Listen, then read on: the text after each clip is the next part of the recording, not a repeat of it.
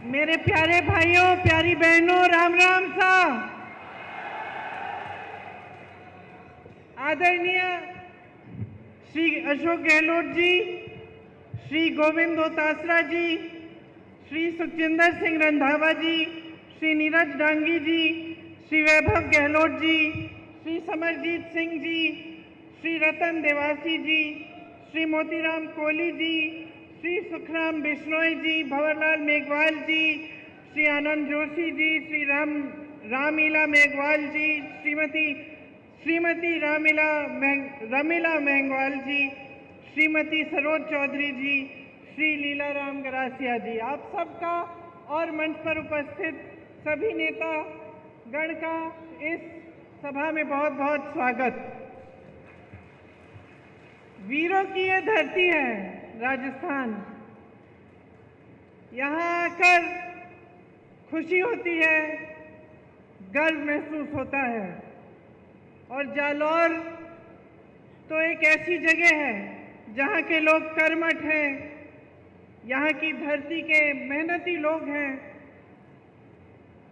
जब यहाँ से आप बाहर भी जाते हैं, पलायन करके काम करके दिखाते हैं, बड़े बड़े व्यापार आपने बनाए, खूब रोजगार आपने दिलवाए। यहाँ पे भिनमाल में मोजड़ी का उद्योग है। आप सबका बहुत बहुत आदर करते हैं हम। और क्योंकि मैं आपका आदर करती हूँ, आज मैं आपसे कुछ सीधी सीधी बातें करना चाहती हूँ। वरना चुनाव के समय क्या होता है कि लंबे लंबे भाषण दिए जाते हैं।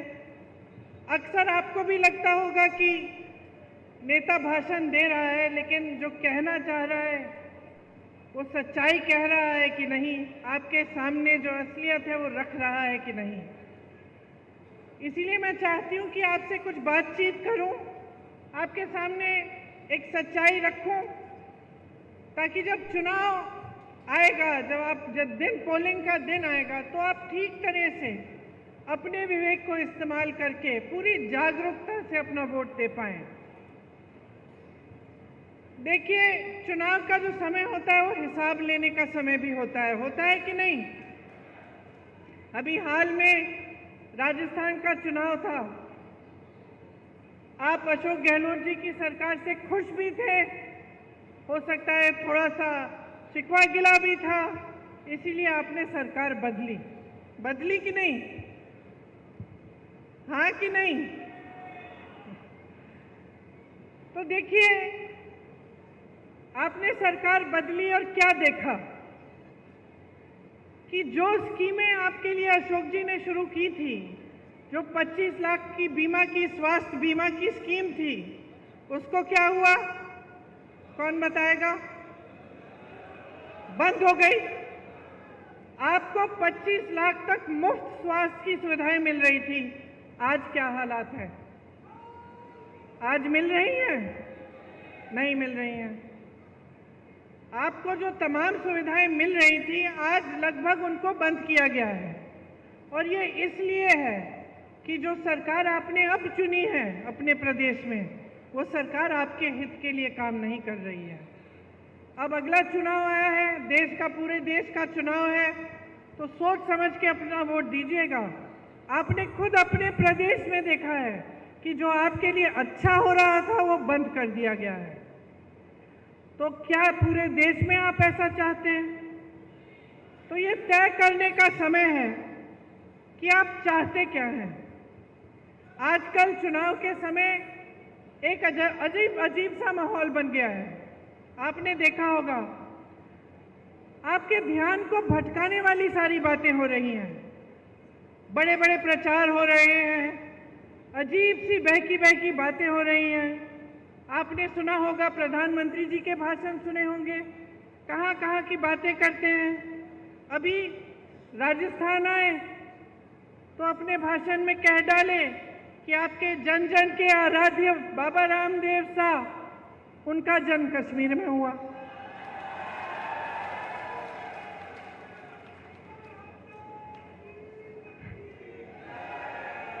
कभी वो अपनी झूठी वीरता दिखाते हैं, कभी शेखी मारनी होती है,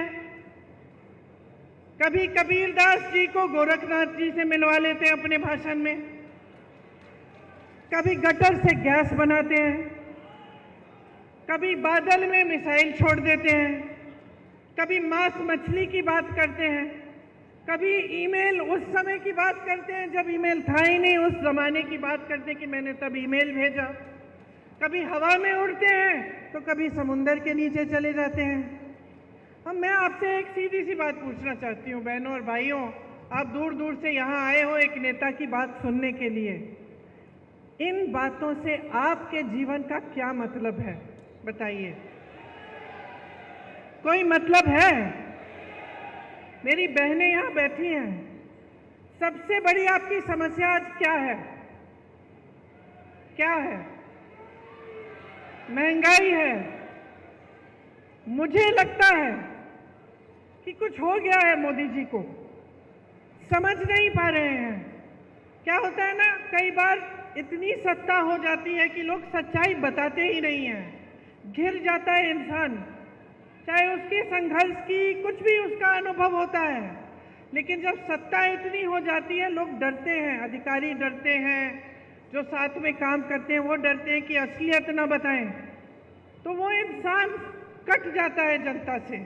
और मुझे सचमुच लगता है कि मोदी जी कट चुके हैं देश की जनता से।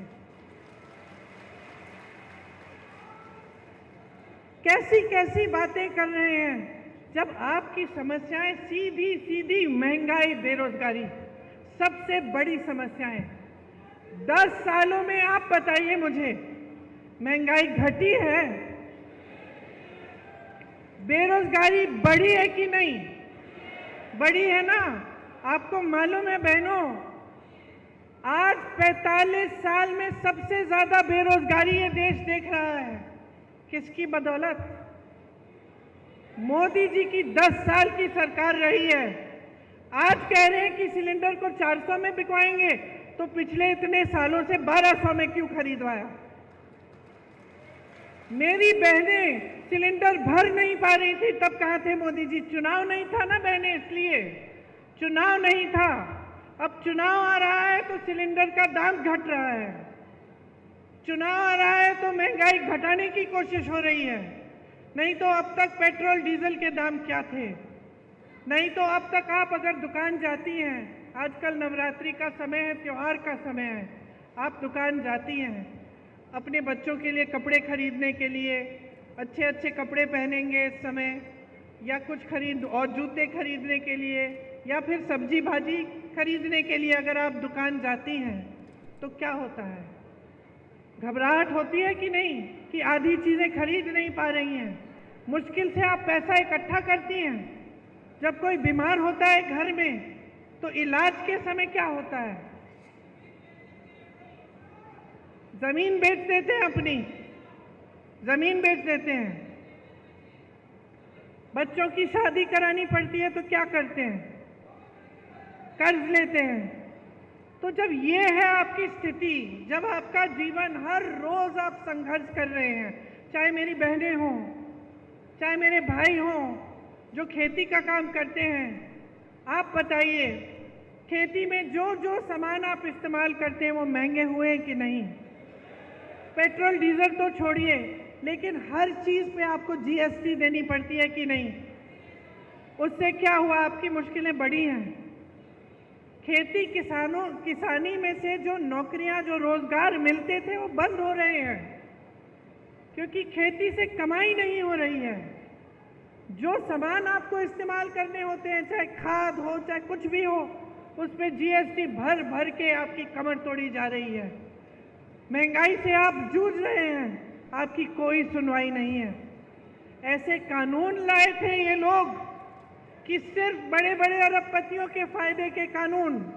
जब किसानों ने आंदोलन किया, दिल्ली में गए, महीनों के लिए सर्दी में बैठे, प्रधानमंत्री जी का घर कुछ किलोमीटर दूर था, प्रधानमंत्री मोदी जी निकले ही नहीं, बात नहीं की, सुनवाई तक नहीं की। ये नहीं सोचा कि लाखों किसान महीनों से सर्दी में बैठे हैं, उनकी कम से कम हम बात सुन लें। फिर क्या हुआ? उस समय उत्तर प्रदेश का चुनाव आ रहा था। उत्तर प्रदेश का चुनाव आ रहा था। किसान बैठे हुए थे बाहर दिल्ली के, महीने बीत गए, किसी ने पूछा नहीं। जैसे ही चुनाव आने लगा, मोदी जी ने काले कानून रद्द कर दिए। तो आप नीति समझिए और नीयत समझिए। इनकी नीयत ठीक नहीं है। इनकी नीतियां सिर्फ बड़े बड़े अरबपतियों के लिए हैं। आपने अभी कहा जमीन बेचते हैं अगर जरूरत पड़ती है। आपने कहा किसी की शादी होती है, जमीन बेचनी पड़ती है या कर्ज लेना पड़ता है। आपने देखा होगा कुछ दिनों पहले एक बड़े अरबपति के बेटे की शादी हुई। आपने देखा होगा कि किस धूमधाम से शादी की। ठीक है, बुरी बात नहीं है, जिसको जैसा करना है करे। लेकिन आपने कभी सोचा है कि इतना पैसा कहां से आ रहा है? इतना पैसा कहां से आ रहा है? इतना पैसा इसलिए है इन लोगों के पास क्योंकि मोदी जी ने इनके कर्ज माफ किए हैं। 16,000 करोड़ रुपए के इनके कर्ज माफ किए हैं। अब आप सोचिए, 16,000 रुपए का कर्ज था, माफ किया गया, और जो किसान सड़क पे बैठा हुआ अपना हक मांग रहा था, जो किसान 10,000 रुपए के लिए आत्महत्या कर रहा है, जो किसान कर्ज में डूब रहा है, उसका कर्ज माफ करने की बात ही नहीं।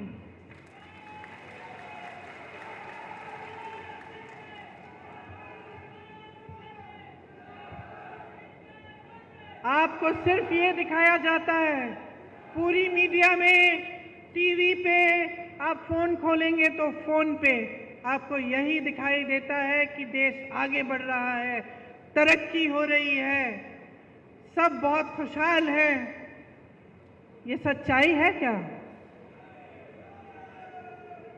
जब आप देखते हैं कि बड़े बड़े प्रधानमंत्री, बड़े बड़े राष्ट्रपति आ रहे हैं देश में और G20 जैसे बड़े बड़े इवेंट हो रहे हैं, तो हम भी भारतीय हैं, हमें भी गर्व होता है। ऐसी बात नहीं है, आपको भी गर्व होना चाहिए। ठीक है, अच्छा है, लेकिन क्या इसका मतलब ये है कि इस देश की एक और असलियत नहीं है? इस देश की एक सच्चाई ये है कि इस देश का गरीब रोज सुबह शाम संघर्ष कर रहा है। इस देश की सच्चाई ये है कि आप जो यहाँ बैठे हैं, आपकी कहीं कोई सुनवाई नहीं हो रही है इस सरकार में। महंगाई बढ़ती चली जा रही है, बेरोजगारी बढ़ती चली जा रही है, और रोजगार देने के बजाय क्या कर रहे हैं? अग्निवीर जैसी स्कीम ला रहे हैं। राजस्थान ने, उत्तराखंड ने, हरियाणा ने, पंजाब ने, यूपी ने अपने बेटों को अब हमारे सरहद पे भेजा, शहीद होने के लिए भेजा। आज की बात नहीं है, पीढ़ियों से आप भेज रहे हैं। आपके दिलों में देशभक्ति की भावना है, आपके दिलों में देश के लिए प्रेम है। आप कहते हैं कि हमारे बच्चे जाएंगे, रक्षा करेंगे देश की, और आपके बच्चे जैसे ही नौजवान बनते हैं दौड़ लगाना शुरू करते हैं। मैंने आंखों से देखा है। मैं जब गिरफ्तार हुई थी, किसानों का आंदोलन चल रहा था, मैं लखीमपुर खीरी में थी, यूपी में। उस समय कुछ किसानों को एक मोदी जी की सरकार के एक मंत्री ने कुचल दिया था। 6 किसान मर गए थे, शहीद हो गए थे। मंत्री के बेटे ने, शायद मंत्री ने जीप के टायर के नीचे कुचल डाला था। हम उन्हें मिलने जा रहे थे। उस समय पुलिस हमारे पीछे पीछे थी और हमें पकड़ने के लिए आई कि आपको गिरफ्तार करना, आप नहीं जा सकते, क्योंकि हम चाहते थे कि हम उनके परिवारों से मिलें। तो सुबह के 3:30 बजे थे, अंधेरा था अभी, और हम एक गांव के बाहर रुके हुए थे कि हम किस तरह से लखीमपुर खीरी पहुंचे पुलिस के बिना, कि पकड़े बिना। उस समय मैंने देखा कि 15-20 लड़के, नौजवान एक ग्रुप में दौड़ लगा रहे हैं। तो अचानक मैंने पूछा कि भाई ये क्या है? अभी तो रात हो रही है, सुबह हुई भी नहीं है, सूरज उगा भी नहीं है, ये बच्चे दौड़ लगाने किस लिए निकले हैं? फिर वो रुके, उन्होंने बातचीत की हमसे, पता चला कि सेना के लिए तैयारी कर रहे थे। इतने इतने से थे, अभी तो उनकी उम्र भी नहीं आई थी सेना में भर्ती होने की, लेकिन तैयारी तब से कर रहे थे। क्या उम्मीदें होंगी उनकी, क्या आशाएं होंगी, दिल में कैसी भावना होगी देशभक्ति की, और ये भी भावना कि अपने माता पिता के लिए बड़े होकर हम कमाएंगे, एक स्थायी रोजगार मिलेगा, सेना में हम भर्ती होंगे, हमारे माता पिता को गर्व होगा और हम उनका देखभाल कर पाएंगे। ये भावना ये मोदी जी समझ ही नहीं पा रहे हैं। जो अग्निवीर जैसी स्कीम निकालते हैं वो ये भावना को समझ नहीं सकते। उन्होंने इन सब आशाओं को चूर चूर कर दिया, इन उम्मीदों को खत्म कर दिया। वो समझे नहीं कि सेना में भर्ती होने का मतलब क्या है नौजवानों के लिए और तमाम देश की जनता के लिए, समझ नहीं पाए। अब उन्होंने वही चीज़ चार सालों की कर ली। 4 सालों के लिए कौन करेगा? एक बच्चा आया हमारे पास मुंबई में, मेरे भाई की यात्रा थी, पास आया, रोने लगा। कहा कि आपको मालूम है 2 बार मैं भर्ती हो चुका हूँ, मेरा नाम आ चुका है सूची में, लेकिन हिम्मत नहीं हो रही है दीदी। 5 सालों के लिए हिम्मत नहीं हो रही है कि मैं ये काम करूं। पिताजी भी कह रहे हैं बेटा छोड़ दो, कोई फायदा नहीं है, 5 सालों के लिए तुम जाओगे, क्या पता क्या होगा, स्थायी तुम्हें रोजगार नहीं मिल रहा है, पूरे जीवन के लिए तुम कमा नहीं पाओगे, वापस आओगे तो क्या होगा। तो अब ये स्थिति हो गई है कि रोजगार बनाने के बजाय आप रोजगार घटा रहे हैं। खेती से रोजगार बनता था, आज खेती में कमाई नहीं बची। छोटे छोटे जो कारोबार थे, छोटे बिजनेस थे, जो यहाँ के इतने सारे व्यापारी हैं, आप रोजगार बनाते थे, आज आपकी मुश्किलें बढ़ गई हैं। जीएसटी से, नोटबंदी से, ऐसी नीतियों से जिससे आपकी भी कमर टूट रही है, जिससे आप खुद कमा नहीं पा रहे हैं। तो ये जो सरकार है ये आपके लिए नहीं चल रही है। देखिए, कांग्रेस पार्टी ने इस बार ये बात गहराई से समझी है।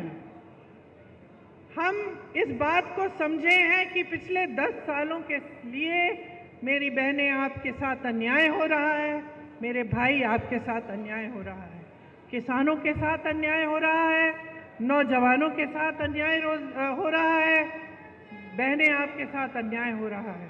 हम इस बात को गहराई से समझ रहे हैं। इसीलिए हम चाहते हैं कि हम ऐसी चीज़ें लाएं इस देश में जो आपको मजबूत बनाएं। जिस तरह से बड़े बड़े उद्योगपतियों के लोन माफ़ हो रहे हैं, जिस तरह से देश की पूरी संपत्ति इनको दी जा रही है, हवाई अड्डे इनके हो गए हैं, बड़े बड़े कारखाने इनके हो गए हैं जितने सरकारी थे जहाँ से रोजगार मिलते थे, बंदरगाह इनके हो गए हैं। हम चाहते हैं कि ये सारी संपत्ति वापस आपके हाथों में आए, क्योंकि बहुत संघर्ष हो गया है और आप झूठों के बहुत शिकार हो गए हैं। आपको सिर्फ झूठ ही झूठ बताया जाता है, सच्चाई आपके सामने रखी ही नहीं जाती। हमारी इच्छा है और हमने ये घोषणा की है कि केंद्र में जो 30 लाख रोजगार खाली पड़े हुए हैं उन्हें हम भरेंगे। अगर एक नौजवान स्नातक पास होता है और उसको नौकरी नहीं मिल रही है, हम उसको अप्रेंटिसशिप के तौर पे, जैसे जो अमीर लोग होते हैं उनके बच्चे पढ़ाई करते हैं, उसके बाद उनको 1 साल के लिए किसी के में जॉब लगा देते हैं, 1 साल के लिए उनको थोड़ा बहुत पैसा कमा लेते हैं और वो सीख भी लेते हैं। लेकिन गरीबों के लिए ये मौका नहीं मिलता। तो हमने कहा है कि हम आपके लिए ये मौका बनाएंगे। जो बच्चे स्नातक पास हैं उनको 1 लाख रुपए मिलेंगे अप्रेंटिसशिप करने के लिए। जो गिग इकोनॉमी में काम करते हैं, मतलब जो डिलीवरी के होते हैं, डिलीवरी स्कूटर पे डिलीवरी करते हैं या इस तरह के काम करते हैं, उनकी आजकल सामाजिक सुरक्षा नहीं है। हम उनको सामाजिक सुरक्षा देंगे। 5,000 करोड़ का हम एक फंड बनाएंगे जो सिर्फ नौजवानों के लिए होगा। आप ताली बजा रहे हैं, नौजवान हैं, अगर आप एक छोटा सा अपना कारोबार शुरू करना चाहेंगे, एक स्टार्टअप बनाना चाहेंगे, अपना छोटा बिजनेस, तो इस फंड से आपको पैसे मिलेंगे।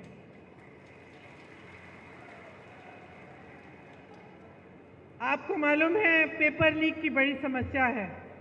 गहलोत जी भी जानते हैं कि राजस्थान में भी पेपर लीक हुए थे और ये एक बड़ी समस्या पूरे देश में है, सिर्फ एक प्रदेश की समस्या नहीं है। और बहुत इसको रुकवाने की कोशिश चाहे कितना भी की होगी गहलोत जी ने, लेकिन फिर भी बार बार ये हो रहा था और पूरे देश में ये एक सिलसिला बन गया है कि जहाँ जहाँ आप इम्तिहान दे रहे हैं रोजगार के लिए, वो पेपर लीक हो रहे हैं, उनमें घोटाले हो रहे हैं, 20-20 लाख के लिए नौकरियां बिक रही हैं। तो इसको रोकने के लिए हम पूरे देश भर में एक कानून लागू करेंगे और एक सख्त कानून होगा। एक जॉब कैलेंडर निकालेंगे। जॉब कैलेंडर का मतलब कि जिस दिन आपकी नियुक्ति होगी, जिस दिन आपका एग्जाम होगा, जिस दिन एग्जाम का रिजल्ट आएगा, वो पहले से तय करके जॉब कैलेंडर में आपको पता चलेगा। अगर किसी अधिकारी ने या किसी ने बेईमानी करने की कोशिश की, इधर उधर करने की कोशिश की, तो उस पर सख्त कार्रवाई होगी। ये कानून लाएंगे हम चाहते हैं कि आप अपने पैरों पे खड़े हों।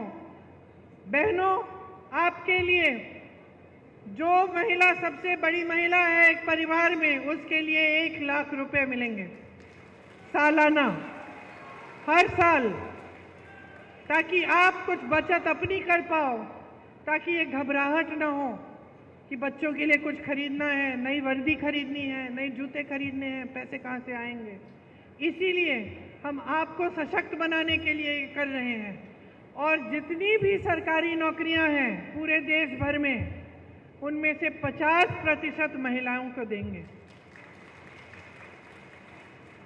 आज सबसे शोषित देश में श्रमिक ही होता है, सबसे ज़्यादा संघर्ष करता है, खास तौर से जो पलायन करके जाते हैं। आपने देखा कोविड के समय किस तरह से अपने गांव-गांव तक पैदल चले, क्या हुआ उनके साथ। उनके साथ जैसे मैंने कहा, सुरक्षा नहीं होती है, वेतन भी जो जी चाहे वो दे देते हैं जो ठेकेदार होते हैं। तो हम चाहते हैं कि खास श्रमिकों के लिए स्वास्थ्य का अधिकार हम कानूनी गारंटी बनाएंगे, ताकि जांच से इलाज तक पूरी सेहत और देखभाल उनको मुफ्त में मिलेगी। राष्ट्रीय न्यूनतम मजदूरी हम तय करना चाहते हैं, ताकि आपको 400 रुपए प्रतिदिन के कम से कम कोई नहीं दे पाएगा।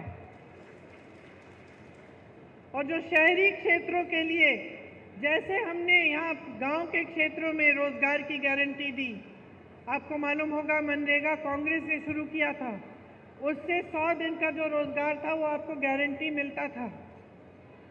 ये अलग बात है कि मोदी जी ने उसको भी कमजोर करने की कोशिश की। शहरों में भी आपको इस तरह की रोजगार की गारंटी कांग्रेस पार्टी देना चाहती है और दे के दिखाएगी। मैंने अग्निवीर की बात की। अग्निवीर की जो स्कीम है उसको पूरी तरह से हम रद्द करवाएंगे। जैसे पहले सेना में आप जाते थे मान सम्मान के साथ आजीवन काम करने के लिए, देश की सुरक्षा के लिए, वैसे आप फिर से जाएंगे। देखिए, मैंने किसानों की बात की। मैंने आपसे बताया कि जीएसटी आपके जो खेती के सामान है उस पर हम रद्द कराएंगे, कि एमएसपी आपको एक कानूनी आपका अधिकार बनेगा, कानून बनेगा कि आपको एमएसपी मिलना है। और जो आपका नुकसान होता है जब आपदा आती है, आपको उसका भुगतान अभी तक मिलता नहीं है। कभी कम मिलता है, कभी टाइम पे नहीं मिलता, कभी आप महीने इंतज़ार करते हैं, साल इंतज़ार करते हैं, नहीं मिलता। तो हम ऐसे नुकसान के भुगतान के लिए हम 30 दिनों की सीमा रखेंगे। 30 दिनों के अंदर अंदर पूरा भुगतान होगा। एक नई कृषि की आयात निर्यात की हम नीति लाएंगे, जो भूमिहीन हैं उनको ज़मीन वितरित करेंगे। ये सारी स्कीमें हम आपके लिए लाना चाहते हैं। अब आप जानते ही हैं कि यहाँ राजस्थान की सरकार थी तो आपके लिए कितने काम किए। आप जानते हैं कि कांग्रेस पार्टी ने जहाँ जहाँ गारंटी दी है वहाँ आज भी ये चीज़ें लागू हैं। हमने कहा था ओपीएस आप ओपीएस होगा, कर्नाटका में ओपीएस मिल रहा है, हिमाचल में मिल रहा है, छत्तीसगढ़ में जब हमारी सरकार थी मिल रहा था वहाँ पे। हमने कहा था महिलाओं को प्रति माह 2000 रुपये देंगे, कर्नाटका में आज मिल रहा है। हमने यही हिमाचल में कहा था कि 1500 रुपये प्रति माह मिलेगा, मिलना शुरू हो गया है। तो जो बातें हमने की हैं वो हमने करके दिखाई हैं। खोखली बातें नहीं हैं जैसे मोदी जी आपके सामने करते हैं कि 15 लाख आपके खाते में आ जाएंगे। अभी तक नहीं आए, 10 साल बीत गए हैं। कि 2 करोड़ रोजगार मिलेंगे और 10 सालों में बेरोजगारी इतनी बढ़ गई है कि 45 सालों में इतनी बेरोजगारी नहीं है। तो मोदी जी जो बात करते हैं आपसे वो खोखली बातें हो गई हैं। हो सकता है एक ज़माने में 10 साल पहले जब शुरू में उन्होंने की थी, हो सकता है उनकी भी इच्छा थी कि वो पूरी करेंगे, लेकिन अब वो इच्छा भी नहीं है। अब साफ साफ दिख रहा है कि सच्चाई को मानने के लिए तैयार ही नहीं है, कि इस देश के गरीब के संघर्ष को पहचानने के लिए तैयार नहीं है। भ्रष्टाचार की बातें करते हैं। शायद इस देश के इतिहास में पहली बार ऐसा हुआ होगा कि दो मुख्यमंत्रियों को जेल में डाल दिया भ्रष्टाचार के बहाने। सारे जितने भी विपक्ष के नेता हैं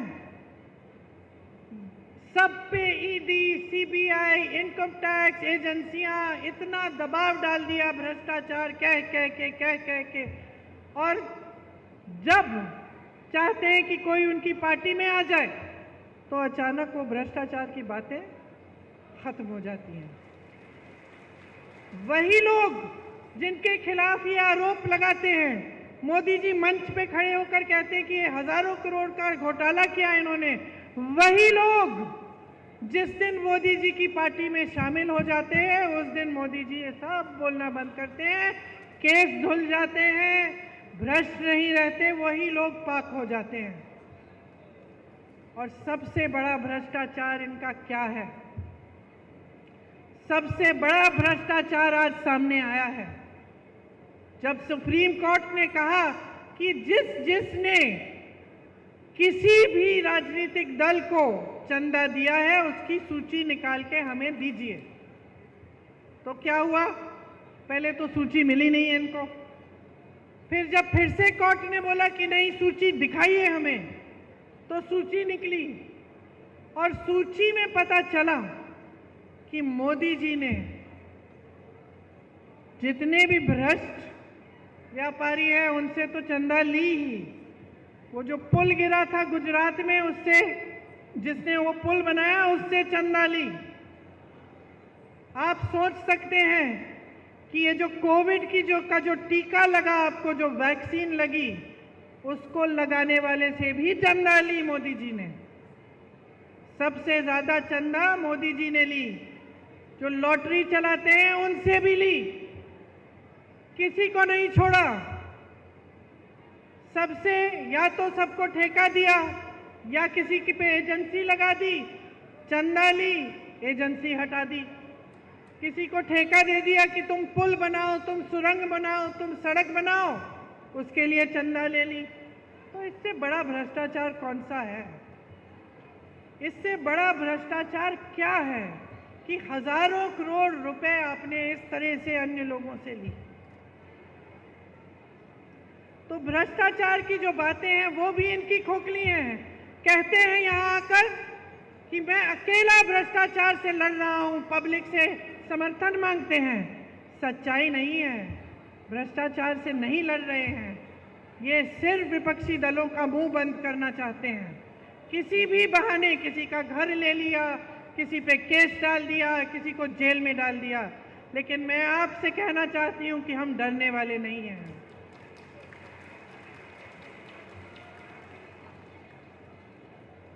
हम डरने वाले नहीं हैं, हम अपने रास्ते से भटकने वाले नहीं हैं।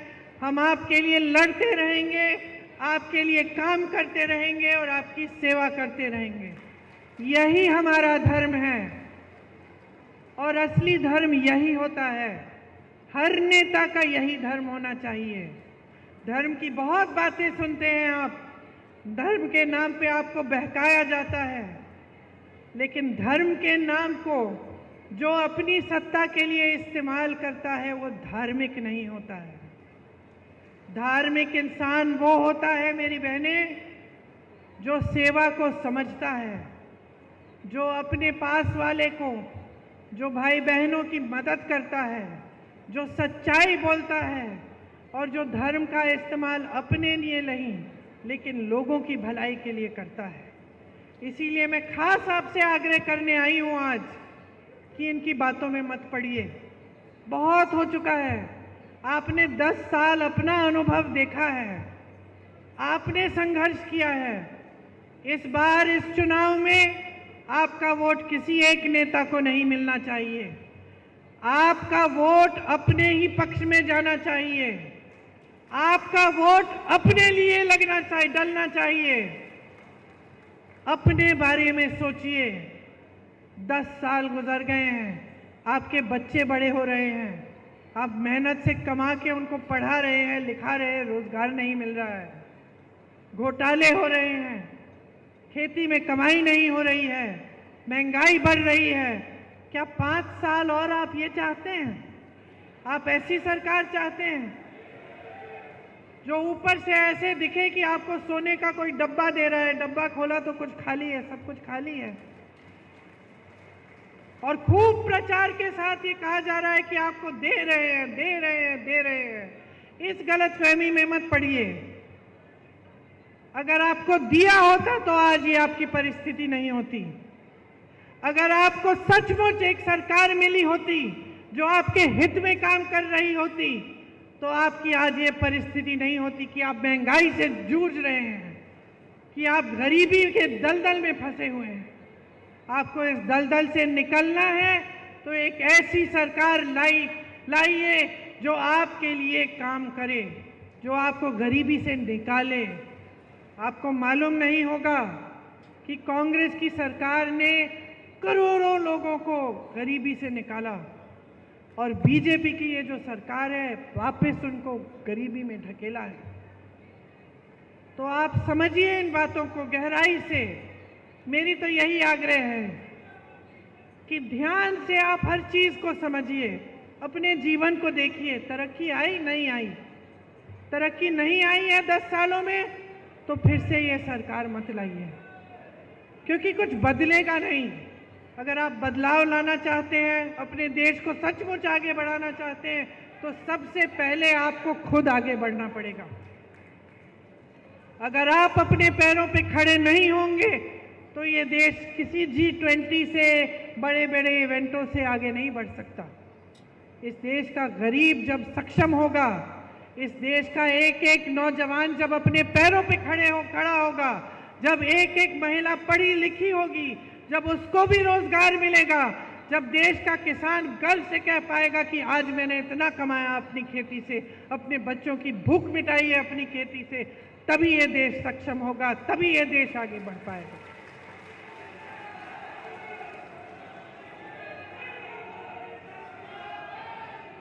तो जिस दिन चुनाव आएगा उस दिन मैं आपसे पूरी उम्मीद रखती हूं कि आप सोच समझ के अपना वोट डालेंगे। इस बार किसी मोदी सरकार को मत लाइए।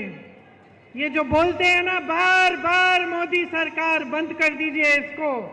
इस बार जनता की सरकार लाइए, अपनी सरकार लाइए, कांग्रेस की सरकार लाइए, ताकि आप मजबूत बने, आपकी शक्ति आपके हाथों में आए, आपकी संपत्ति आपको वापस मिले और आपका, हमारा देश आगे बढ़े।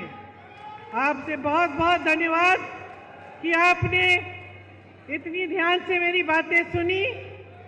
मेरी बहनों को घर भी जाना पड़ेगा तो मैं आपको छोड़ती हूँ अब, और आपसे आग्रह फिर से करती हूँ कि आपने जिस तरह से मेरी बातें ध्यान से सुनी हैं उतने ही ध्यान से, एकदम जैसे अर्जुन की आंख, मछली की आंख पर अर्जुन का निशाना, अर्जुन का ध्यान रहता था, उसी तरह से अपना ध्यान अपने ऊपर रखिए, अपने विकास के ऊपर रखिए। हिसाब मांगिए मोदी जी से और इनकी सरकार बदल डालिए। जय हिंद।